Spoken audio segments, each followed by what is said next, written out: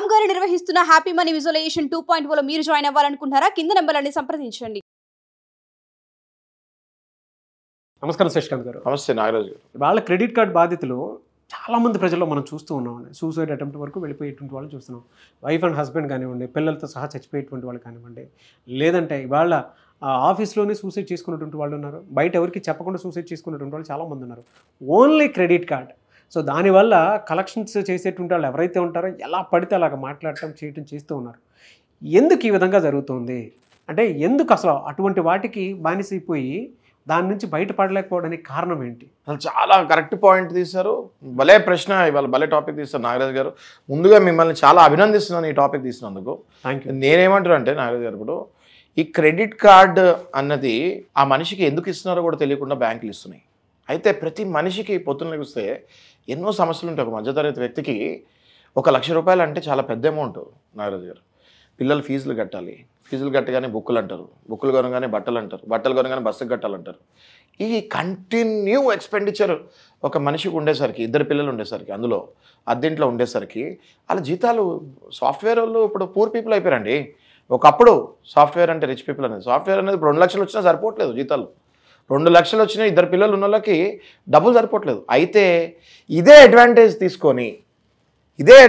తీసుకొని బ్యాంకులు ఏం చేస్తున్నాయంటే, ఒక బ్యాంకు మించి ఒక బ్యాంకు క్రెడిట్ కార్డులు సాఫ్ట్వేర్ వాళ్ళకి కానీ, లేకపోతే 1,50,000 జీతాలు ఉన్న వాళ్ళకి కానీ 10 లక్షలు, 15 లక్షలు, 20 లక్షల లిమిట్స్లో క్రెడిట్ కార్డ్స్ ఇచ్చేస్తుంటే వాళ్ళు ఏం చేస్తున్నారంటే ఫస్ట్ ముందుగా అత్యవసర గీకేసి కార్డులో, ఆ తర్వాత మిగిలిన డబ్బులకి డెఫినెట్గా ఎంత కాదన్నా more than 60-70% of the people who are using credit cards are misusing those cards అని చెప్తాను. 1% కూడా నాకు డౌట్ లేదు. బా, కానీ మీరు చెప్పింది నిజమని అంటే వీళ్ళ నీడ్స్ని అవకాశంగా మార్చుకొని వాళ్ళ అవసరాలు ఏవైతే ఉంటాయో, మీరు మిడిల్ క్లాస్ కానివ్వండి, లేదంటే అబవ్ మిడిల్ క్లాస్ కానివ్వండి, వాళ్ళ అవసరాలని ఏవైతే ఉంటాయో ఒక కేస్ స్టడీ లాగా మొత్తం డిజైన్ చేసి గుర్తించి, నాకు తెలిసి అంటే ఎవరైనా క్రెడిట్ కార్డ్ బిజినెస్ చేసేటువంటి వాళ్ళు ఎవరైతే ఉంటారో దాన్ని అవకాశంగా మార్చుకొని ఎట్లా పడితే అట్లా పీడించుకు తింటున్నారు అని చెప్పడంలో ఏమాత్రం సందేహం లేదు, డౌట్ లేదు.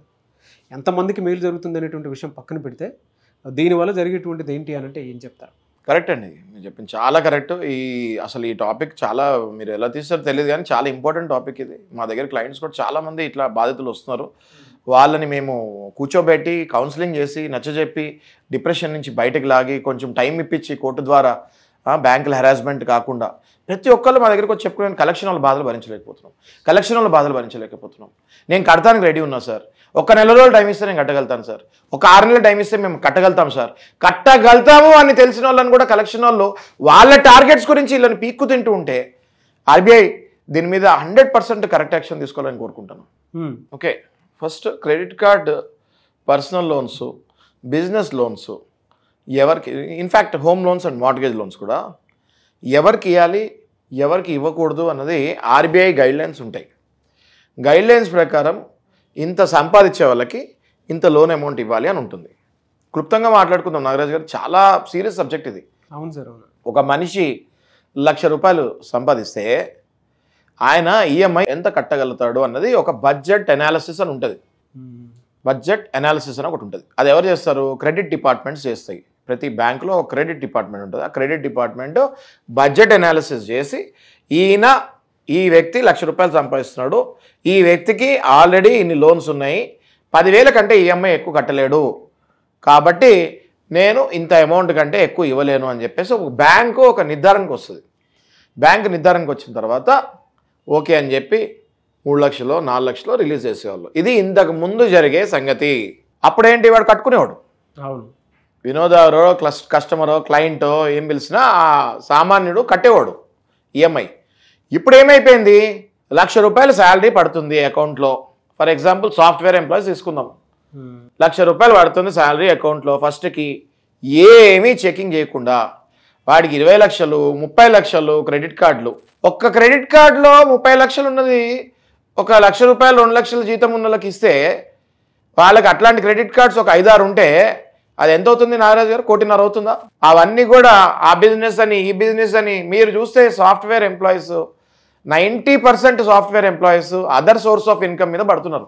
వర్క్ ఫ్రమ్ హోమ్ ఉంటుంది వాళ్ళకి, బోల్డ్ అంత టైం ఉంటుంది.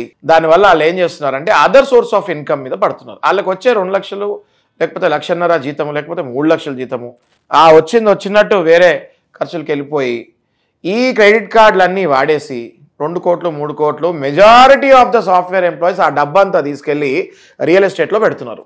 రియల్ ఎస్టేట్ దొంగ వ్యాపారులు ఈ సాఫ్ట్వేర్ వాళ్ళని బాగా వాడుకొని మోసం చేసి వదిలేస్తున్నారు. అప్పుడు ఈ సాఫ్ట్వేర్ వాళ్ళు ఏం చేస్తున్నారంటే కొంతమంది డిప్రెషన్కి వెళ్తున్నారు, కొంతమంది సూసైడ్ చేసేసుకున్నారు, కొంతమంది సూసైడ్ చేసుకోవాలనుకుంటున్నారు. ఇట్లాంటి డిప్రెషన్కి డెప్త్ డిప్రెషన్కి వెళ్తున్నారు ఇట్లాంటి సాఫ్ట్వేర్ ఎంప్లాయీస్ స్టోరీ పక్కకు పెడితే డాక్టర్లు, నేను పర్సనల్గా మా దగ్గరికి వచ్చిన క్లయింట్స్లో కొంతమంది డాక్టర్స్ చూసాను. మెడికల్ ఎక్విప్మెంట్స్ కొంటారు, కోట్లు తీసుకొని మెడికల్ ఎక్విప్మెంట్ కొట్టుకొని మల్టీ స్పెషాలిటీ హాస్పిటల్ అని స్టార్ట్ చేస్తారు. ఓకే, ఆ బిజినెస్ వీళ్ళతోటి చేతగాక ఆ అప్పులన్నీ నెత్తి మీద పడిన తర్వాత మళ్ళీ వాళ్ళు సూసైడ్ వైపుకి వెళ్తున్నారు. ఇట్లాంటి మనుషులు ఎవరైతే ఎలిజిబిలిటీ లేని వాళ్ళకి బ్యాంకులు లోన్ ఇస్తున్నాయో వాళ్ళు డిప్రెషన్ వైపుకి వెళ్ళి సూసైడ్కి వెళ్తున్నారు. ఇది RBI, central government of India, state government of India ఇట్లాంటి బ్యాంక్స్ మీద, ఇట్లాంటి నాన్ బ్యాంకింగ్ ఫైనాన్షియల్ సెక్టర్స్ మీద, యాప్స్ మీద 100% యాక్షన్ తీసుకోకపోతే మనకి ఇంతకుముందు రైతులు చచ్చిపోయేటోళ్ళు సూసైడ్ చేసుకొని, ఇంతమంది రైతులు చచ్చిపోయారు, వానబడి పంట పాడైపోయి అవన్నీ. నెక్స్ట్ మనం త్వరలో ఇంతమంది లోన్లు కట్టలేక చచ్చిపోయారు. ఇప్పటికే మనం కనుక డేటా బయటకి తీస్తే కళ్ళు గమెర్లెత్తే డేటా వస్తుంది. ఎంతమంది లోన్లు తీసుకొని చచ్చిపోతున్నారో మనం ఆల్రెడీ సుమన్ టీవీలోనే దీని మీద ఆల్రెడీ సూసైడ్ చేసుకుంటే గట్కేసర్లో ఒక 2 భార్య భర్త పిల్లల్ని బయటకు పంపించేసి అప్పులు తీర్చలేక కలెక్షన్ వాళ్ళు పెట్టే హెరాస్మెంట్కి సూసైడ్ చేసుకుంటే మనం దాని మీద వీడియో తీసాము. ఆ వీడియో చూసి చాలామంది మన దగ్గరికి వచ్చి సర్వీసెస్ తీసుకుంటాం కూడా జరిగింది. అయితే నేనేం చెప్తున్నానంటే ఫస్ట్ బ్యాంకు వాళ్ళు జాగ్రత్తగా ఉండాలి. ఎడాపెడా అప్పులు ఇవ్వకూడదండి. ఎడాపెడా అప్పులు తీసుకున్న మనిషి ఒకవేళ లాస్ అయిపోయి నేను ఈ అప్పులు కట్టలేను అనుకున్నప్పుడు సూసైడ్ చేసుకోకండి. దయచేసి డిప్రెషన్కి వెళ్ళకండి, సూసైడ్ చేసుకోకండి. అలాంటి అడ్వకేట్స్ దగ్గరికి రండి. మొత్తం మీ సమస్య ఎందుకు లాస్ అయ్యారో మీరు చెప్పండి. అసలు మీకు ఇన్ని లోన్స్ ఎలా వచ్చాయో చెప్పండి. మీకు ఎవరు ఇప్పించారో చెప్పండి. ఓపెన్ అవ్వండి. డెఫినెట్గా అలాంటి వాళ్ళ మీద యాక్షన్ తీసుకుందాము. మీకు ఒకవేళ 2-3 కోట్లు అప్పు అయిపోయి మీరు కట్టలేని పరిస్థితుల్లో డిప్రెషన్కి వెళ్ళిపోతే మనం కోర్టుని ఆశ్రయించి టైం తీసుకుందాము. 2 ఏళ్ళు కానీ 1 ఏడాది కానీ టైం తీసుకొని ఆ లోపు మళ్ళీ మీ ఆస్తులు ఏమైనా ఉంటే అమ్మేసి మీ సెటిల్మెంట్ చేసుకొని లేదా లోన్ రీస్ట్రక్చరింగ్ చేసుకొని ముందుకెళ్ళేటట్టు చాలా ఉపాయాలు ఉన్నాయి. ఇవి తెలియక కలెక్షన్ వాళ్ళు పెట్టే హెరాస్మెంట్ అండి నాగరాజు గారు. కలెక్షన్ వాళ్ళు పెట్టే హెరాస్మెంట్ అలా ఇలా ఉండదు. చుట్టుపక్కల ఇళ్ళకి వెళ్ళిపోతారు, వీళ్ళ ఫోటోలు చూపిస్తారు. ఆఫీసుల దగ్గరికి వచ్చేస్తారు, వీళ్ళ ఫోటోలు చూపిస్తారు. ఇంట్లో భర్త లేనప్పుడు వెళ్తారు, భార్య పిల్లల దగ్గర కూర్చొని తండ్రి గురించి అసభ్యంగా మాట్లాడతారు. ఈ కలెక్షన్ వాళ్ళు చేసే హెరాస్మెంట్స్కి ఖచ్చితంగా మనం చెక్ పెట్టాల్సిన అవసరం ఎంతైనా ఉంది. ఆర్బీఐ గైడ్లైన్స్ ప్రకారము కలెక్షన్ వాళ్ళు అసభ్యంగా మాట్లాడటానికి లేదు, ఎప్పుడు పడితే అప్పుడు వచ్చి ఇంటి తలుపులు కొడటానికి లేదు, అనుమతి ఇస్తేనే లోపలికి రావాలి, పండగలు ఆదివారాలు ఇంటికి రాకూడదు, 9 నుంచి 6 ఏదో టైం ఉంది, ఆ టైం తప్ప వేరే టైంలో లోపలికి వస్తానికి ఎలా చేయకూడదు కలెక్షన్ వాళ్ళని. ఇట్లాంటివి తెలియక సామాన్య ప్రజలు సూసైడ్కి వెళ్తున్నారు. అది చూస్తుంటే చాలా బాధాకరంగా ఉంది. ఎంతోమందిని పరువు తీసే కార్యక్రమాలు చేస్తున్నారు కలెక్షన్ వాళ్ళు. అది అసలు కలెక్షన్ చేసే పద్ధతే కాదు. అది ఖచ్చితంగా ఇది ఒక ఉద్యమంలాగా బయటకు వెళ్ళాలి.